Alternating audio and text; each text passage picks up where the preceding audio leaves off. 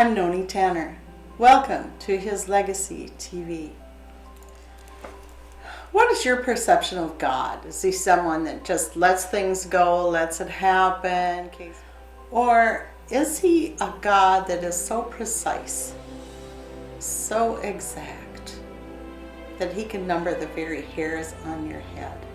That he cares about keeping his promises to you? That he cares about answering your prayers?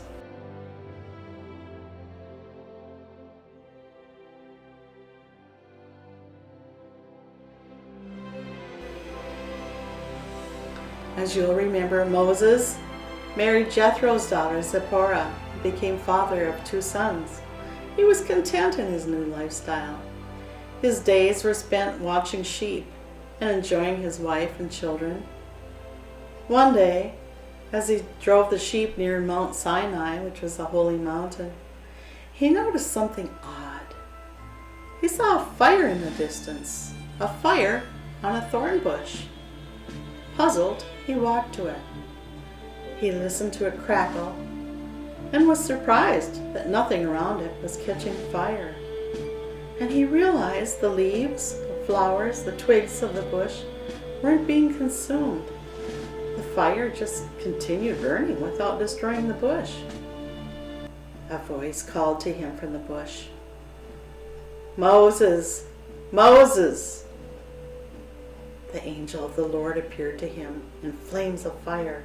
Moses was amazed and terrified. He answered, "Here I am." "Do not come any closer. Take off your sandals, for the place you're standing is holy ground. I am the God of your father and the God of Jacob." Moses shakily took off his sandals. He hid his face, terrified to look at God. The dazzling brilliance of his presence was frightful. His knees knocked. He felt weak. He could scarcely stand in the mighty presence of God. He felt unworthy in his presence. Moses had come into the presence of God. It was very real. What he was experiencing was beyond words, beyond any experience he could ever imagine. The awesome presence of God he felt. Hearing his voice shook him to the very core. God said, "I have surely seen the affliction of my people who are in Egypt, and have heard their cry because of their taskmasters and oppressors. For I know their sorrows and sufferings and trials. And I have come down to deliver them out of the hand and power of the Egyptians, and to bring them up out of the land, to a land good and large, a land flowing with milk and honey, the place of the Canaanite, the Hittite, the Amorite, the Perizzite, the Hivite, and the Jebusite. Now, behold, the cry of the Israelites has come to me, and I have also seen how the Egyptians oppressed them. So come now, therefore, and I will send you to Pharaoh, that you may bring forth my people, the Israelites, out of Egypt." My God proceeded to give Moses instructions, words to say to Pharaoh, and reassurance of how the events would unfold. Moses felt like the least qualified of all men. He said to God, "Who am I that I should go to Pharaoh and bring the Israelites out of Egypt?" Can you imagine what was going through Moses' mind during that time? God said, "I will surely be with you, and this shall be the sign to you that I have sent you. When you have brought the people out of Egypt, you shall serve God on this mountain." Now remember, Moses had been brought up in the house of Pharaoh, where they worshipped over 80 false gods. Moses, whose father Amram and mother Jochebed were both of the tribe of Levi, had only lived with his parents for the first 2 years of his life. After that, he was raised by Princess Thermuthis in Pharaoh's palace. He had been schooled in the Egyptian gods. But now, God Almighty revealed himself to Moses. Instantly, his heart, his spirit was changed. He had an immediate understanding more than anyone could teach, because Moses was having a personal encounter with Jehovah. Moses said to God, "When I come to the Israelites and say to them, 'The God of your fathers has sent me to you,' and they say to me, 'What is his name?' what shall I say to them?" God answered, "I am who I am and what I am, and I will be what I will be. You shall say this to the Israelites, 'I am has sent me to you.' The Lord, the God of your fathers, of Abraham, of Isaac, and Jacob, has sent me to you. This is my name forever, and by this name I am to be remembered to all generations." And God proceeded to give Moses instructions and encouragement, and told him that Pharaoh will not let the Israelites go unless forced by God. And the Lord told Moses that he would stretch out his hand and do mighty wonders, after which Pharaoh would let him go. He promised Moses that the Egyptians will give the Israelites so much favor and respect that they will not leave Egypt empty-handed, but the Israelites will be given silver and gold and jewels and clothing as well. The Lord told Moses that he would have his brother Aaron meet him. Aaron would be overjoyed to see him. You will speak to Aaron and tell him what to say when you go before Pharaoh, and Aaron will act as a mouthpiece for you. The Lord told Moses that those who had sought to take Moses' life were dead. He told him to take this rod in your hand with which you shall work the signs that prove I sent you. So Moses took his wife and sons, setting them on donkeys, and returned to the land of Egypt. And the Lord spoke to Aaron, Moses' brother, to meet Moses, who would be coming back to Egypt. Moses told Aaron how the Lord spoke to him out of the burning bush, and told him to come back and tell Pharaoh to let his people go. Moses and Aaron went together to Pharaoh just as God instructed. The Lord our God said, "Let my people go to hold a feast in my honor in the desert," Aaron told the Pharaoh. "And who is the Lord God?" Pharaoh said. "Why would I obey him? No, I won't let Israel go." At God's instructions, Moses told the Pharaoh that if he didn't let the Israelites go, he would turn the Nile River into blood. The Egyptians worshipped Hapi, the god of the Nile. Jehovah God, the God of Abraham, Isaac, and Jacob, began proving himself greater than all the gods of the Egyptians. Now, the Nile River was very important to the people. It is where all the Egyptians got their drinking water, and the Egyptians would eat fish from the river as well. Now, Pharaoh refused to let the Israelites go. The Egyptians and their animals had no water to drink. The fish in the river died. The Egyptians' water was putrid. In some areas, the Egyptians dug near the Nile so the sand could filter their water for drinking. The water for the Israelites stayed pure. In desperation for water, the Egyptians had to buy water from the Israelites so they could drink. And if they stole the Israelites' pure water, as soon as they put it in their bucket, it turned into blood. The Egyptians were baffled. Again, the Lord God, Jehovah, told Moses to go to the Pharaoh with Aaron at his side and demand of him, "Let my people go." But the Pharaoh's heart was stubborn. The Lord said, "The Nile will become full of frogs and fill the whole land if you don't obey." But Pharaoh did not care. He wasn't afraid. After all, one of the gods that he worshipped was Heket, the goddess of fertility, water, and renewal. And in the drawings of her on the walls of the king's palace, Heket has the head of a frog. So Pharaoh defiantly refused to let the Israelites go. Jehovah God showed the Egyptians that he was mightier than Heket, their frog-headed god. And soon every Egyptian home, bedrooms, kitchen, living room, beds, blankets, clothing, were filled with frogs. Frogs climbed on the Egyptians' food as they were about to take a bite. Frogs would jump into their dough as they were cooking or into their glasses of water. They would be on their chairs when they sit down. It was terrible. When they'd take a step, frogs would cause their footstep to be unstable because the ground was lined with slimy frogs underfoot. But still, the Pharaoh's heart was hardened. The Lord spoke to Moses. Tell Aaron to strike the dust of the ground with your rod.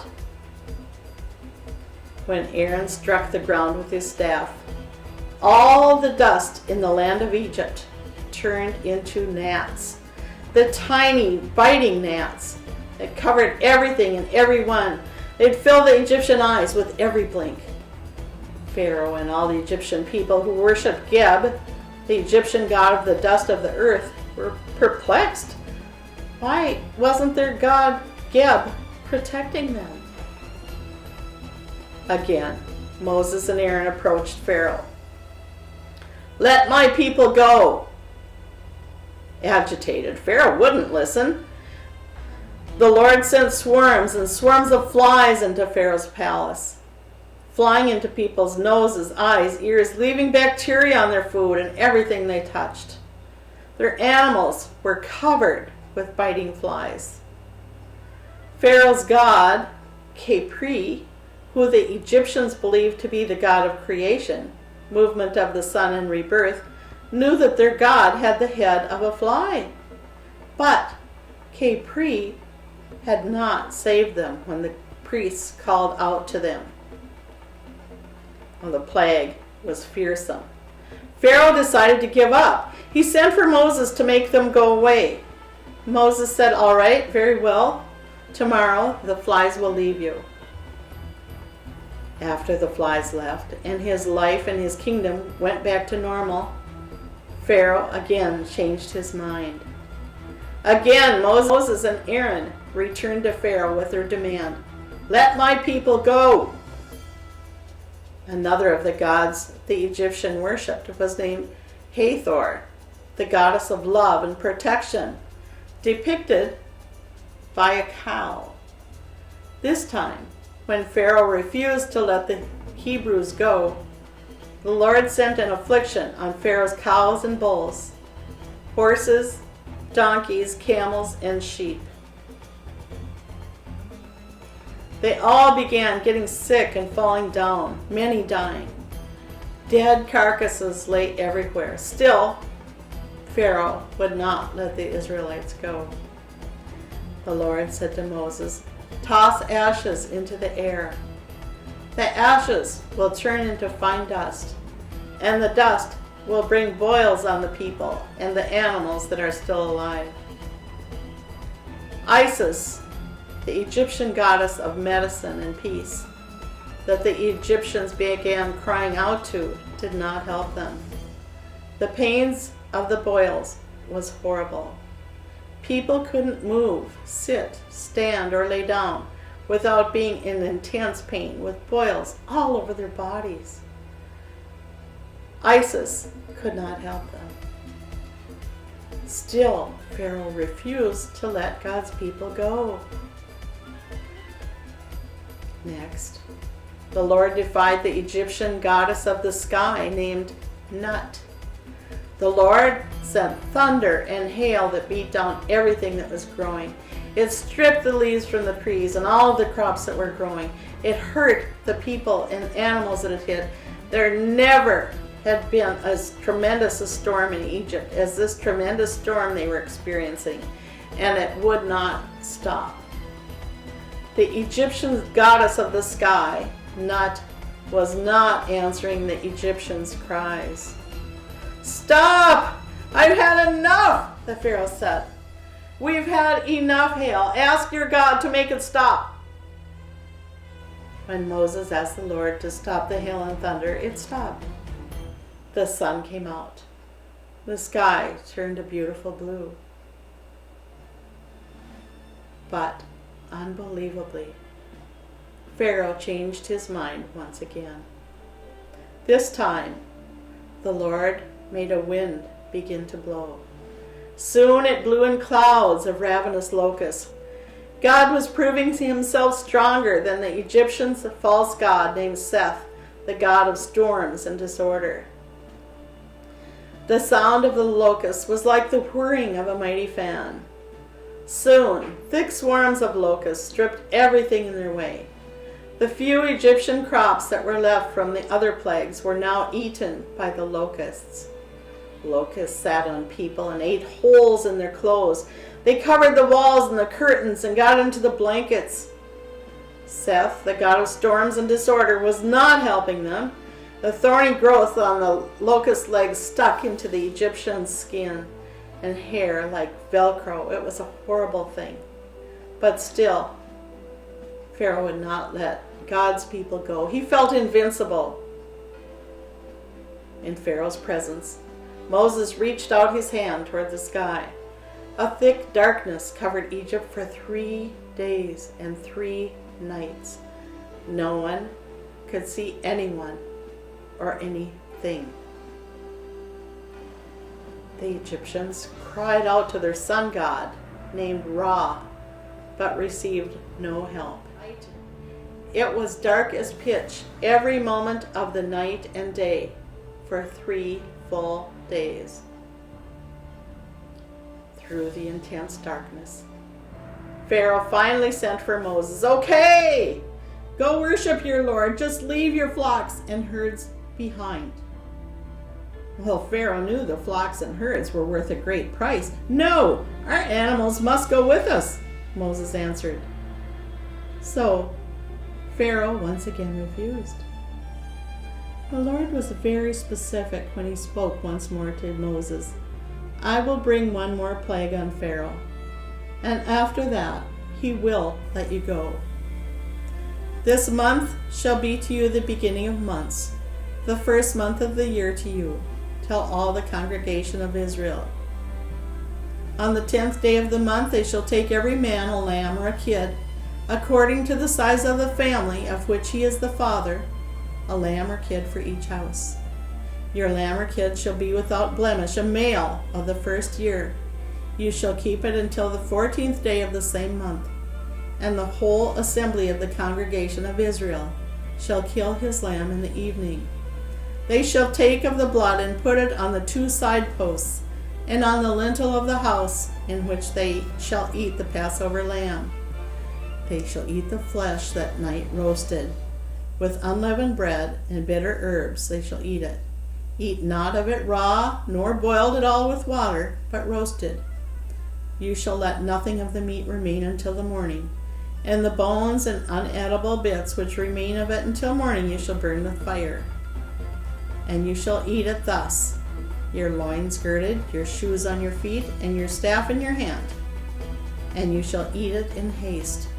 It is the Lord's Passover, for I will pass through the land of Egypt this night, and will smite all the firstborn in the land of Egypt, both man and beast. And against all gods of Egypt I will execute judgment. I am the Lord. This blood shall be a token or sign to you upon the doorposts of the houses where you are, that when I see the blood, I will pass over you, and no plague shall be upon you to destroy you when I smite the land. And this day shall be to you for a memorial. You shall keep it as a feast to the Lord throughout your generations. Keep it as an ordinance forever. This day have I brought your hosts out of the land of Egypt. Therefore shall you observe this day throughout your generation as an ordinance forever. And you shall take a bunch of hyssop, dip it in the blood of the basin, and touch the lintel above the door and the 2 side posts with the blood, and none of you shall go out of this house until morning. For the Lord will pass through to slay the Egyptians, and when he sees the blood upon the lintel and the 2 side posts, the Lord will pass over the door and will not allow the destroyer, to come into your house to slay you. And you shall observe this rite for an ordinance to you and to your sons forever. When your children shall say to you, what do you mean by this service? You shall say, it is the sacrifice of the Lord's Passover. For he passed over the houses of the Israelites in Egypt when he slew the Egyptian, but spared our houses. And the people bowed their heads and worshipped. Pharaoh, the king of Egypt, was worshipped by the Egyptians because he was considered to be the greatest Egyptian god of all. The Egyptians believed that Pharaoh was the son of Ra, the sun god himself, manifest in the flesh. On his head he wore a crown of a golden serpent, which represents Satan himself. Now Pharaoh himself was being challenged by God. The Israelites did as the Lord had commanded through Moses and Aaron. And that night the angel skipped over the houses that had the blood of the Lamb applied to the door of each of the Israelites' home. Exactly as the Lord had told Moses, so it happened. At midnight the angel came through the land as the Lord struck down every firstborn person in each Egyptian family. The angel passed over all the Hebrew homes that had the blood of the Lamb applied to the doorposts. There was great crying and wailing throughout Egypt as they discovered the oldest child in each household was dead. Pharaoh, who also lost family members, sent for Moses. He cried, "Get out of here, leave my people. Go and take your flocks and herds with you." The Egyptians begged the Israelites to hurry and go. "If you don't, we will all die." The Egyptians gave them gold and silver and wagons, anything that the Israelites asked for. They didn't care about material things at the moment. They were mourning and burying their dead. Even the firstborn of the livestock had died. They just wanted the Israelites to leave their land. There was great wailing. The dogs barked and howled. It was a great time of mourning in Egypt. The Israelites had worked for generations as free labor to the Egyptians. Now they took the spoils, the compensation for their 400 years of forced labor, with them. And the Israelites left Egypt in the land of Ramesses exactly as the Lord had told Abraham generations before. The Israelites had been slaves for 430 years, exactly down to the day the Israelites had been freed. And over 1 million people marched out of Egypt all at one time with their herds of animals. And as he promised, the Lord went with them with a pillar of cloud to lead and shade them by day, and by night the cloud turned into the pillar of fire for heat and light. This was a sign of God's glory. Thank you for joining me for part 2 of Moses' story. I hope you've enjoyed it.